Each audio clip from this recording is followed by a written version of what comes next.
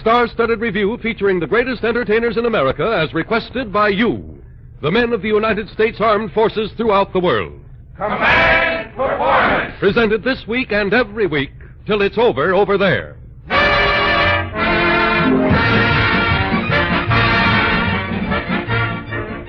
This is Eddie Cantor, fellas, and I'm mighty proud to be laying the cornerstone of Command Performance USA, a radio show in which we of the American entertainment profession are taking orders from you, the soldiers, sailors, and Marines. Whatever you want from American radio, stage, and screen, you name it, buddy, we'll get it. Here's our first command, a letter from a U.S. Army private, first class, initials R.G., stationed somewhere in the North Atlantic. He says, I'm kind of lonesome for my favorite singer, B. Wayne, and for the way she sings Chattanooga Choo-Choo. If you could shortwave a bit of it up here, us guys would be mighty grateful. How's about it? Well, Private R.G., Command Performance has the Chattanooga Choo-Choo here in person with its lovely little engineer, B. Wayne. Stoke up, B!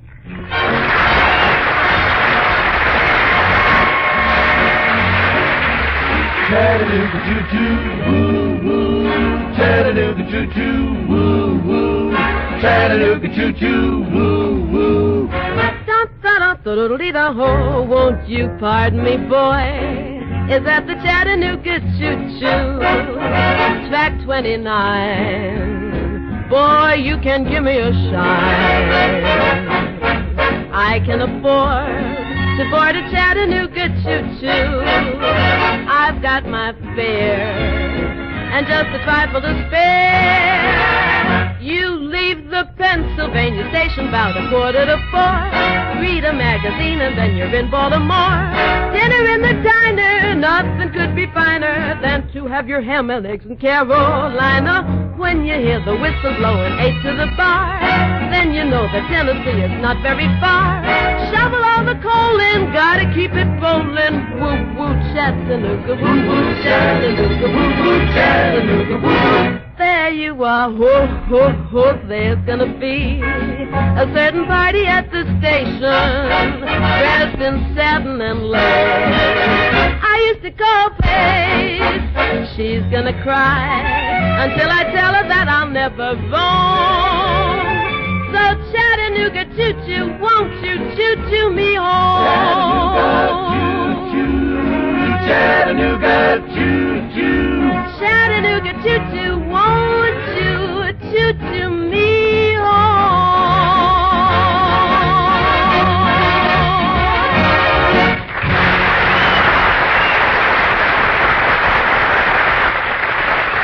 Thank you, B. Wayne, and thanks to the Ambassadors Quartet for their capable assistance. Here's another letter from Corporal L.W., somewhere in the Philippines, who says, the gang around here are all wondering about the heavyweight boxing situation back home. What about Joe Louis and Buddy Bear? What are the odds? Boy, we'd sure like to be in on that fight. Well, Corporal, you're as good as in right now. We've made a special recording of the big title scrap, which was staged the night before Joe Louis joined the Army. Joe Louis, who gave his entire share of the purse to the Navy Relief Fund, versus Buddy Bear, with Don Dumphy doing the blow-by-blow and Bill Coram handling the ringside comment. Let's have it. They're coming up to the center of the ring. Here's Frankie Fulham. You'll hear these instructions. Frankie Fulham, the referee, is about to give instructions to Lewis and Bear. Here they go. All right, I know you two boys are both familiar with the rules and regulation of the New York State Athletic Commission. In the event that either one of you two boys hit low, I'm going to take the round away with you. Furthermore, we all know you two boys fight the American way, which is the clean way. Good luck, shake hands, come out fighting. And they go back to their corners. You heard the instructions. There couldn't be any doubt about that. Both men look very fit indeed. Lewis is dancing in his corner a little bit. Looks the same as usual. Looks down at his feet. Bear standing with Hoplin pounding him on the back. He's looking up now. They're waiting for the bell. Here it is. Don Dumphy, round one. Thanks, Bill Coram. Bear is first to lead. He comes in, rushes Lewis to the ropes with a hard left and a right to the body, but Lewis immediately goes into a clinch and ties up his opponent. Referee Frankie Fulham goes between them. Bear fights in a crouch, takes a left jab to the head. Lewis misses a left hook to the head, and Bear goes in close with a light right uppercut to Lewis's chin. Lewis jabs, then hooks the left and crosses the right to Bear's head. Bear goes back a little bit, then comes on. Lewis jabs with his left and comes in close with a light right uppercut. Bear takes the blow. He's fighting behind his right hand. Lewis jabs twice. The blows are blocked by Bear. Bear fires a right, hooks the left to Lewis's chin, landing very nicely for the challenger. But Lewis is back with a left jab, opening up with a hard left and a right to the head. A left hook to the jaw drives Bear into the rope.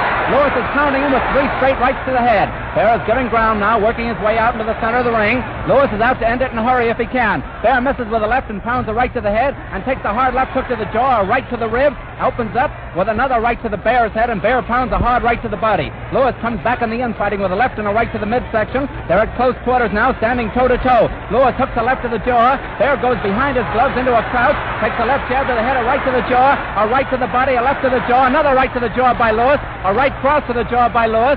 Bear comes out of his crouch, jabs a left to the head, and then crosses a right to Lewis's jaw. Bear comes back fighting with a right to the body and a right to the jaw, and the referee is watching for close quarters. Lewis opens up again with a left and a right to the head, and Bear is taking a lot of punishment, but really taking it. He's not flinching, though. He fires a left to Lewis's head, throws a right, which is blocked by the champion. Boys out in the center of the ring, 1.5 minutes of round 1 gone. A left jab to the nose by Lewis and a left hook to the jaw, and he crosses the right to Bear's head. But Bear comes back fighting, rushing Lewis to the rope with a right and a left to the head. Bear misses the left, which goes over the crouching Lewis's head, and Lewis goes into a clinch, rips the right uppercut to Bear's head as they come out of it. Bear stands out in the center of the ring. Lewis pours away with the left hand, misses the left hook, aims for the body. Bear goes fighting straight up now. He takes the left to the jaw. Bear trying to get behind that right hand. Bear is down on the right cross to the jaw. He's prostrate in the ring. It's 3, 4, 5. He's coming up to one knee. 7, 8, 9, and he's up. There's less than a minute to go, about 55 seconds in round 1. Lewis is trying to measure him. He crosses a right to the jaw. Bear takes a right to the head. He's just taking punishment now. He reels back from another right to the jaw. And Bear is down flat in the center of the ring. Lewis is going to a neutral corner. Bear's trying to get up. It's 5, 6. He's coming to one knee. 7. He's on both knees. 8. He's just getting up. It's 9. Lewis is rushing in for the kill. The referee brushes the gloves from Bear. There's a left and a right to the jaw by Lewis. Bear goes back, a right to the jaw, another right to the jaw, and a right uppercut. And Bear pounds to the canvas. 2, 3. He's reeling around, trying to get up. 4, 5, 6, 7. And it looks as though it's all over. He's trying to get up yet. He climbs to his feet, but the referee says no go. It's all over. A 1-round knockout for Joe Lewis. And here's Bill Coram. Don, we'll never see a more sensational round. It was short, but Bear showed all the gameness in the world, and he was still struggling to his feet, trying to get up along the rope after that savage bombardment. 3 times down, 2 times for 9. The last time he was on his feet. Here's the bell and the official announcement.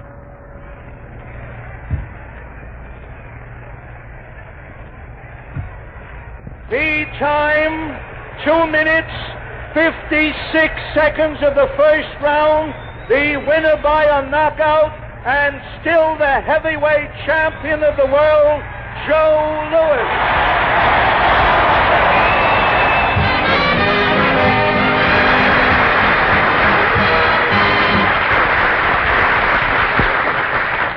Well, Joe Lewis knocked out Maxie Bear first, then Buddy Bear. Now he's taking care of the bears. He's joined the army to take care of the snakes.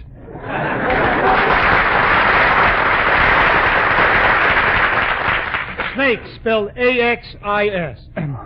The army doctors, spend 2 hours to find out if Joe is physically okay. Buddy Bear found it out in less than 3 minutes. Joe was on my program the day after his big fight. I said, Joe, how come you donated your money from the fight to the Navy and then joined the Army? And he said, Mr. Cantor, he said, when I go overseas, I want a boat under me. I just miss being in Class A myself, Yeah, I'm in Class 48Z. I go in right after May Robeson. I didn't get a chance to see the fight myself, but I went to the newsreels the following day and saw the motion pictures. What do I mean motion picture? It was a snapshot. It's too bad about Buddy Bear, though, because he's really a swell guy and a terrific fighter. He only made one little mistake. Before the fight, he shook hands with Joe. He never should have let go. Boy, I want to punch that Lewis has. Of course, there wasn't much to see in the newsreels. Just a right cross, a left cross, red cross. But getting back to command performance, here's a letter from Sergeant J.K. who says, I'm from Brooklyn, and I was nuts about a guy named Danny Kaye. Saw him in the New York Night Spot a couple of times, and he was funnier than Donald Duck and Stuffy Smith put together. Put Danny Kaye on, please. Well, command performance never says no to the armed forces, so here he is, directly from the stage of the Imperial Theater in New York, where he's the star of the smash hit, let's face it, Danny Kaye.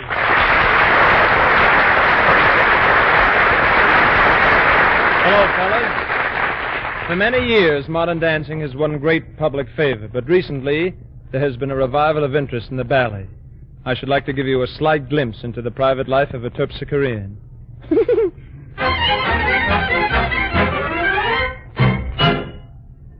I was born to be a dancer, and when the music plays, the ants in my pants do tour jetés. And what is the answer? Why is this condition? Because when I was born in fifth position. I entered the world with an oop, L.A. Age 2 months, 3 weeks, I was crawling on my ballet. Other children say dada, goo, and mother. When I opened my mouth, came out Pavlova. And right away, tour jeté, chasse, crasse, pirouette, front de jambe, entre basse, pirouette, pirouette, pirouette, entrejet, entrejet, alouette, alouette, alouette, gentil alouette. So I chassed the chassis and I plied the plié till I was the corpse of the corpse de ballet. 'Twas then I met Pavlova. Ah, Pavlova. What an elevation and such an extension. She was dancing in big circus ballet with her partner, the famous Sergeyevsky. Nice fella, Sergeyevsky, but no mind of his own. In this ballet, he is walking on tightrope 100 feet in the air, when suddenly somebody yelled, "Swing it!" Nice fella, Sergeyevsky, but too impulsive. There was Pavlova without a partner right in the middle of her adagio. Everybody's in great confusion, but not me. I am unconscious. Greatly sympathetic Pavlova told me what to do to rise from corpse de ballet to public dancer number 2. It's a very simple method. There is really nothing to it. Whatever everyone else is doing, you don't do it. They are up, you are down, they are down, you are up. They are leaping, you are creeping, they are waking, you are sleeping. They are laughing, you are crying, they are living, you are dying. They go east, you go west, that is where the sun shines best. Pavlova.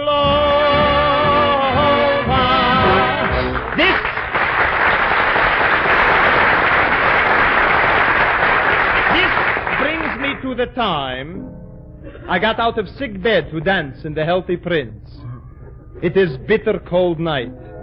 And for costumes, we are wearing strings of vitamin pills. Here am I with ache in my legs, cold in my back, pain in my head, and trouble with my ballerina. So I say to myself, what is more important, art or pneumonia? I make whole appearance in red flannel underwear. Next morning, I am hailed by the critics as the first hot ballet dancer. From then on, when Paul Haken starts a faking, when he's making with a shaking, Apple Draper starts a vapor on the floors. Then who's the man they call on when they cannot get a Paul? I'm the man in the red flannel drawers. When Nijinsky, the Stravinsky, like a chorus boy from Minsky, enters out one of the worst toreadors. Then to scare the bull and Carmen, they just send a 3-alarm for the man in the red flannel drawers. When Balanchine is busy balanchining up the dancers, who gives Orina all the answers in her dancers?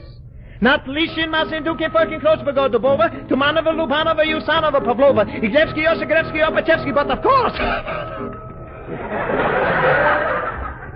This brings me to the time I came to America to make my 54th farewell debut. But between my farewell and my debut, what has happened to the dance? They're now dancing with angles. They're now dancing with bare foot. They're now dancing with significance. Martha Graham. Martha Graham and her 6 little crackers are performing monster ballet called Diesel Engine number 45. Martha Graham is playing part of Diesel Engine. 6 little crackers are playing spark plugs. And Charles Weidman. Charles Weidman is making guest appearance as Flywheel. The ballet starts.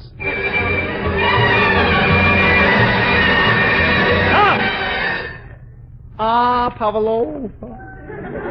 Pavlova. The wonderful things we used to do. I could do them again if I only had you. But how can you do when you ain't got with who? Pavlova.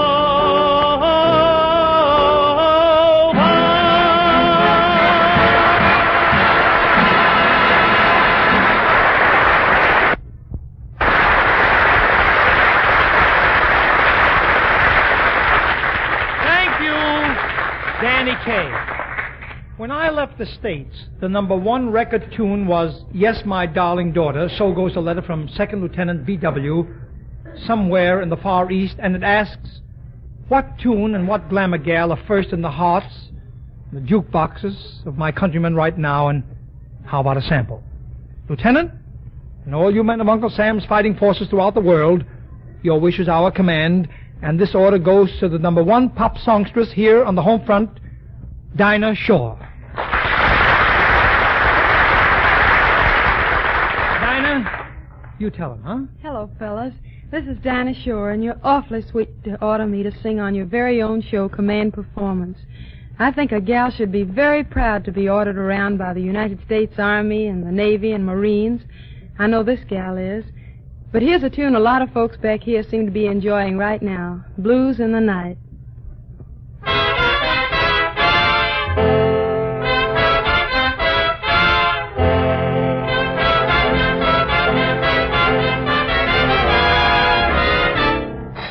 My mama done told me when I was in pigtails. My mama done told me, now a man's gonna sweet talk, and he'll give you the glad eye. But when that sweet talking's done, a man is a two-faced, a worrisome thing who'll leave you to sing the blues in the night. Now the rains are falling, hear the trains are calling, hoo-wee. My mama done told me, hear that lonesome whistle blowing across the trestle, hoo-wee. My mama done told me, ah-hoo-wee-da-hoo-wee. Oh, clickety-clack, the echoing back, the blues in the night. The evening breeze will start the trees to crying, and the moon will dim its light. When you hear the blues in the night.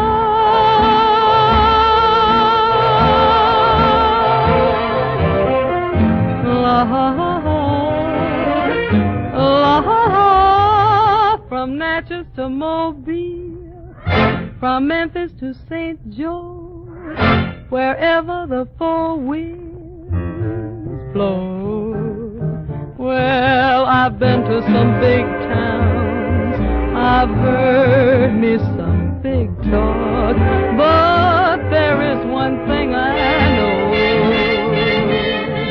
A man is a two-faced, a worrisome thing who'll leave you to sing the blues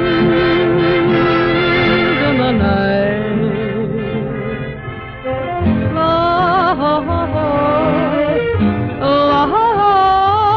my mama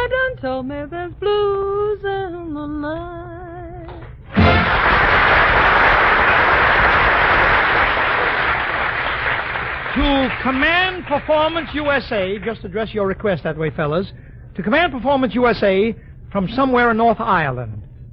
Our top sergeant, O'Blankiarity, has a birthday coming up. And since he's such a right guy, how about short-waving something just for him? Well, Sergeant O'Blankiarity, this order goes to Western Union. Here are 4 of their uniformed messenger boys to deliver your birthday greeting in person. Give them the pitch, Cookie Fairchild. Happy birthday to you. Happy birthday to you. Happy birthday, dear Sergeant. Happy birthday to you.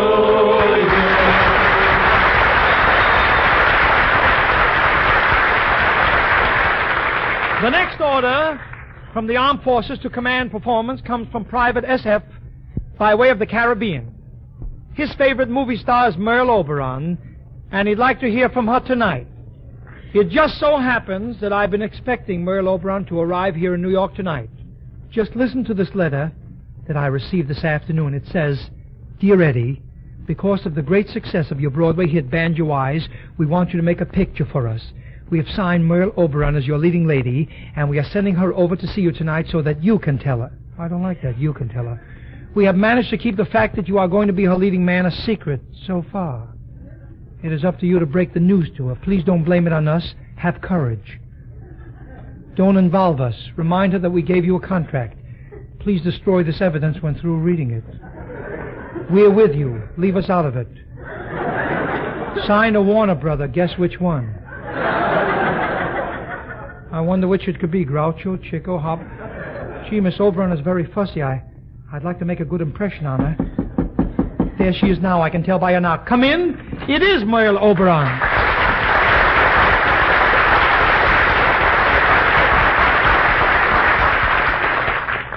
Merle Oberon, you are certainly looking wonderful. Eddie Cantor, you certainly are looking. Huh? Well, Merle, I can't help admiring your beauty. Oh, is my face so pretty? Your face? Oh, you have a face. Oh, you have a face. Oh, yeah. Please don't misunderstand my odd expression, Merle. It's because I never hoped to meet such a gorgeous woman. Never, never. Not if I lived 100 years. Haven't you? No, of course not. Of course not. I'm sorry if I offended you, Eddie, but I'm terribly upset over my new picture. The studio won't tell me who my leading man is. Finally, when I insisted, the studio assigned a man to tell me. Yeah. Unfortunately, I didn't get to him until after he shot himself. Well, look, I don't understand. Why doesn't your manager tell you the name of your leading man? He knows. I know he knows. Oh, he does? Yeah. Well, that's wonderful, Eddie. My manager's waiting for me in the next room. I'm going in there right now to ask him.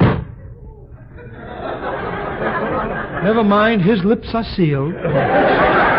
Look, I know who your leading man is. I know him like a book. And I'll show you how versatile he is.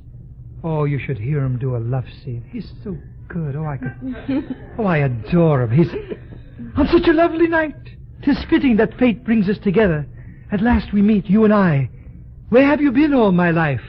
Well, for the first 50 years, I wasn't born yet. Now listen to me, Miss Oberon. Oh, that must be the producer, Jack Warner. He promised to call me and tell me who my leading man No, is. no. Don't touch that phone. Let me take it. It's such a stuffy phone booth. No, I'll talk to him. Yeah, but... Hello, Mr. Warner? How are you, Jack? My mama done told me when I was... Yes, Jack, that's wonderful. You're going to tell me who my leading man is. What do you mean I'd better sit down? Tell me, who's my leading man? My mama done told me. Jack. Oh, Jack, will you speak a little louder? I didn't catch the name. My mama done told me. What's that, Jack? What? What did he say? He says his mama should have done told that jerk who's singing to shut up.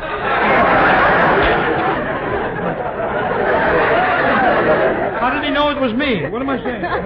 Go ahead, Jack. Who's my leading man? Who? What's wrong, Merle? There must be something wrong with the connection. All I keep hearing him say is Eddie Cantor. Isn't that funny? Yes, it is comical. Jack, will you repeat clearly what you've been saying? What's that? Eddie Cantor is? Oh, you must be kidding. What do I think of him? Wait, I'll close this door. Closing door, secrets, as if I care what she's saying. Not the least bit interested. Hey, you! Quit trying to pull that phone wire out of the wall. Get away, Gestapo. Oh, Eddie, Mr. Warner wants to talk to you. Oh, thanks. Hello, Jack. Now, look, Jack. You know how much I like the Warner Brothers, Jack. But no matter what your brother Harry says, Jack. Now, listen, Harry. No, Jack. But Harry. Jack. Harry, wait a minute. I can't talk to both of you. Please, Jack. No, Harry. Yes, Jack. Who? Albert? Where did you come from? Now, Jack, about the picture. I know it's a lover's part. What about the age? How old am I? Exactly? Wait till I close this door. And that's the truth, so help me God. I'm full of pep. I'm lively. I'm active all the time. Even Merle Oberon will tell you how I look healthy. Go ahead. Please tell him, Merle, how healthy I look. Healthy? You look like a rejected draftee from the Japanese army. Wait. Now, see what you've done? He hung up. I'm sorry, Eddie, but you're not the romantic type. But I could be. Look, Merle, with the proper direction, I could be the greatest lover on the screen. And I know just a director who could do the job. Who? Who? How do you do? Great Gordon, the mad Russian. Now, be nice, Russian. You're in the presence of the beautiful Merle Oberon. Do you know what makes her the most glamorous figure on the screen? Yes, of course it's.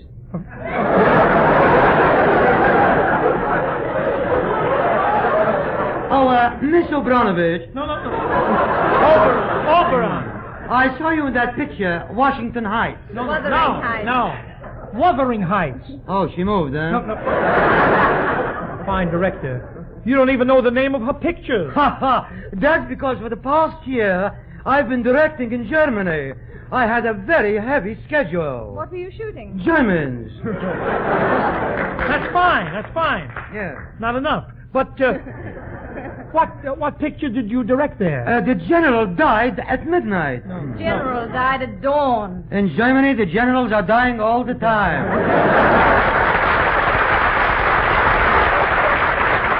Be careful, Russian.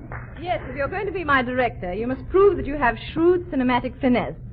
You must show me your keen foresight, crafty acumen, and unfathomable perspective. How do you do it? Good. Hold me, too. Russian, you see, Miss Oberon means that you must be a prolific entrepreneur. That's a lie! I'm a citizen. A citizen? Merle, think of the bargain you're getting. Besides directing you, I could also be your leading man. No, Russian. My leading man must be at least 5'11". 5'7". 11. 7. 11. Roll the dice, you fail it. Yep. Russian, don't be ridiculous. Merle, forget about Cantor as your leading man. I will fling myself at your feet. You want to win my love? No, I want to steal your rubber heels. Get away from her, Russian. Leave him alone, Eddie. Russian, in you I recognize genius. I'm going to let you direct me. Steal!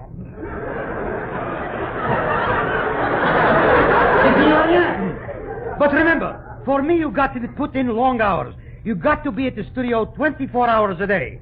That's how I made Shakespeare famous. Russian! Shakespeare is dead! Oh, I worked him too hard. Get out!